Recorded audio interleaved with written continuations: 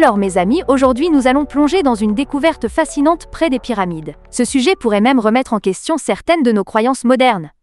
Imaginez un ancien fleuve qui s'étendait sur cette région il y a des milliers d'années. C'est incroyable, n'est-ce pas?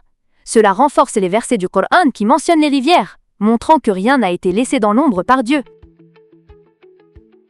Waouh! C'est comme si le Coran devenait une sorte de guinea. De guide de voyage dans le temps ou quelque chose comme ça, non? Mais attendez, comment ces scientifiques ont-ils même découvert ce fleuve? Ça a dû prendre des années, non?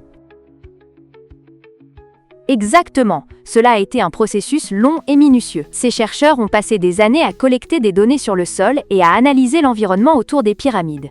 Imaginez des équipes de scientifiques, avec des épuisettes, fouillant littéralement la terre pour retrouver des indices, un peu comme des détectives d'une scène de crime. Les résultats montrent qu'il y avait un immense fleuve qui nourrissait la vallée, ce qui contredit l'idée que cette région n'était qu'un désert inhospitalier.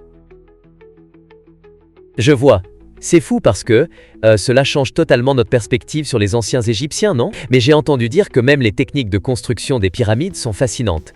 Qu'est-ce qu'ils ont utilisé exactement pour bâtir ces structures gigantesques? C'est vraiment captivant. Les anciens Égyptiens utilisaient des briques en argile ainsi que certains matériaux chimiques, ce qui démontre qu'ils avaient une connaissance des propriétés du sol et des matériaux. Pour mettre cela en perspective, c'est comme si on découvrait que nos ancêtres avaient les bases de la chimie bien avant l'invention des laboratoires. Incroyable, non? Oh là là, je n'avais jamais pensé à ça de cette façon.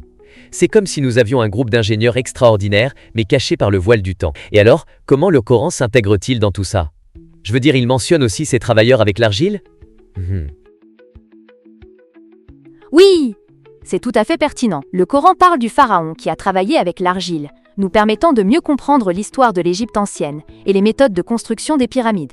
C'est une belle illustration des histoires s'imbriquant pour former un tableau plus complet. Je comprends mieux maintenant. Vous savez, cela me fait penser à ces mythes urbains que l'on découvre au fil des ans. Des histoires qui révèlent souvent plus de vérité que l'on ne le pense. Parfois, même des choses qui semblent folles peuvent avoir une base solide de vérité. Est-ce que vous pensez que cette nouvelle découverte encouragera davantage d'études sur le lien entre science et religion?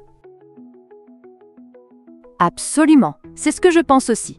Les découvertes comme celle-ci incitent à un dialogue entre les disciplines et nous poussent à reconsidérer notre histoire.